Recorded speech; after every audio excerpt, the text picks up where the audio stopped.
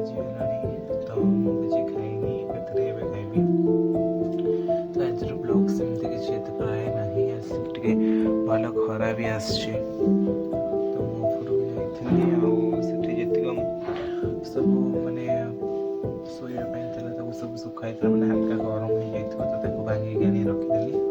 ତ ଫାଇନାଲି ଆପରେ ମୁଁ ଖାଇବି, ତାପରେ କିଛି ବୁଲିବାର ଯିବାର ଅଛି, ମାନେ ଆଖପାଖକୁ। ତ ଆଗକୁ ଦେଖନ୍ତୁ ବ୍ଲଗ୍ ଭଲ ହିଁ ହେବ। ଫାଇନାଲି ମୋ ଘରକୁ ଆସିକି ପୁଣି ପଳେଇ ଯାଇଛି ନଈକି ବୁଲାବୁଲି ପାଇଁ, କୋଳି ଖାଇବାକୁ। ତ ଏଠି ରହିଲା କୋଳି ଗଛ, ଆପଣଙ୍କୁ ଏତେ କ୍ଲିଅରରେ ଦେଖାଯାଉନଥିବ। ତ ୟା ତଳେ ଗୋଟେ ପଇଛି ଚୋମୁ, ତ ସିଏ ତାର କୋଳି ଝଡ଼େଇକି ଖାଉଛି। ତ ଏଇଆ, ଏବେ ମୁଁ ଚାଲିବି କୋଳି ଝଡ଼େଇ ଖାଇବି। ଆଉ 2-3 ଜଣ ଅଛନ୍ତି, ସେ ତାଙ୍କର ସେଠି ବସିକି ବାଲିରେ ଇଏ କରୁଛନ୍ତି, ଗପି କରୁଛନ୍ତି, ଫୋନ୍ ଦେଖୁଛନ୍ତି। ତ ଆମେ ତ ଆଇଛୁ ଏଠୁ କୋଳି ଖାଇକି ଯିବୁ ତାଙ୍କ ପାଖକୁ। ତ ଏଇଠି ହେଉଛି ବାଲିଘାଟ, ଏଇ ଯେଉଁ ଦୁଇଟା ଜେସିପି, ଗୋଟେ ଅଛି କୋବାଲଙ୍କର, ଆଉ ଗୋଟେ ଟାଟାର। ତ ଏଇ ଦୁଇଟା ଏଇଠୁ ବାଲି ଅପଲୋଡ଼ କରନ୍ତି। ଏଇଖିନା କୁଆଡ଼େ ଯାଉଛନ୍ତି କୁଆଡ଼େ ନାହିଁ ସେଇଟା ସିଏ ଜାଣିଥିବେ। ତ ଫାଇନାଲି ତା ଡ୍ରେସ୍ରେ ବହୁତ ମଳି ହେଇଯାଇଛି, କାରଣ ୟା ତଳେ ପଶିଥିଲା। ତ ଫାଇନାଲି ଆମ ନିଶାନା ହେଉଛି ସେଇଟା, ସେ କୋଳି ଦେଖା ତ ଯାଉନି, ସେଇଠି ତୋର କି ଖିଲାଡ଼ି। ତ ଏଠି ପୁରା ପୋଡ଼ା ଅଙ୍ଗାର। ତ ଇଏ ଯଦି ପେଣ୍ଟରେ ଲାଗିଲା ତ ଗଲା। ତ ଆଗରେ ଜଣେ ଯାଉଛି ଟିକେ ହାଲକା ସଫା କରିକି, ତ ମୁଁ ତ ତା ପଛରେ ଚାଲି। ଫାଇନାଲି ମୁଁ କୋଳି ସେଠୁ ତଳୁ ଏ ଖରିରେ ମୋ ହାତ କିଛି ଏମିତି ହେଇଯାଇଛି, ଏମିତି ଫୁଲ ମାନେ ଏଇଠୁ ହିଁ ଯାଇଛି। ତ ଛାଡ଼, ସେ ଛୋଟ ମୋଟ କଟ୍। ତ କୋଳିକି ଏନ୍ଜୟ କରିବା। ତ ଏଠି ମୁଁ ତଳେ କିଛି ପକେଇଛି। ତ ଫାଇନାଲି ଆଉ ଗୋଟେ ସାଙ୍ଗ ସେ ସିଆଡ଼େ ବୁଲୁଛି ପାଗଳ ଭଳିଆ।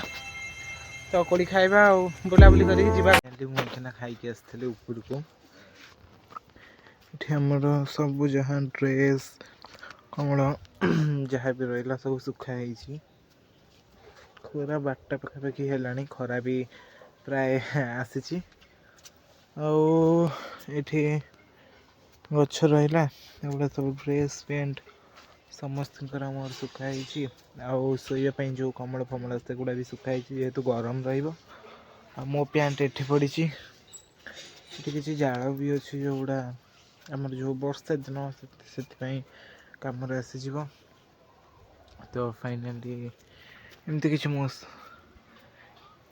ଏମିତି କିଛି ପାଗ ଅଛି, ପୁରା ଖରା ଆସିଯାଇଛି, ହାଲକା ଗରମ ଲାଗୁଛି। ତ ମୁଁ ଏଇଠି ଆସିଥିଲି ଉପରକୁ ବୁଲାବୁଲି ପାଇଁ। ସେମିତି କିଛି ନାହିଁ, ଏମିତି ବ୍ଲଗ୍ ବନେଇବା ଆରମ୍ଭ କରିଦେଲି। ତ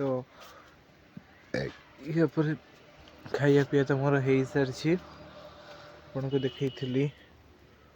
ତ ଏଇଟା କିଛି ଆମ ବାରିଆଡ଼ ଏମିତି କିଛି ଦେଖାଯାଏ। ମାନେ ଗାଁରେ ଫୁଲ୍ଲି ନ୍ୟାଚୁରାଲ୍ ଗଛ, ମାନେ ବହୁତ ହି ସୁନ୍ଦର ଭିଉ। ଯିଏ ଗାଁକୁ ଆସିଛି ସେ ହିଁ ଜାଣିଛି, ଗାଁରେ ଯେଉଁମାନେ ଅଛନ୍ତି ସେମାନଙ୍କ ପାଇଁ ବହୁତ ହି ବଢ଼ିଆ। ଯେତେ ସମୟ ବି ରହୁଛ ଆରାମସେ ଏନ୍ଜୟରେ ରୁହ।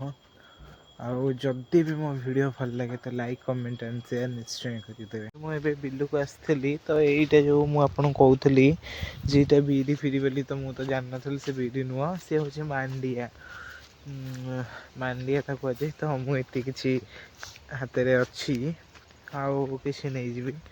ତାକୁ କ'ଣ ଭାଜିକି ଖାଆନ୍ତି ନା କ'ଣ ଏମିତି, ମୁଁ କେବେ ଟ୍ରାଏ କରିନି, ଆଜି ଫାର୍ଷ୍ଟ ଟାଇମ୍ ଦେଖିବା କେମିତି କ'ଣ ହେଉଛି।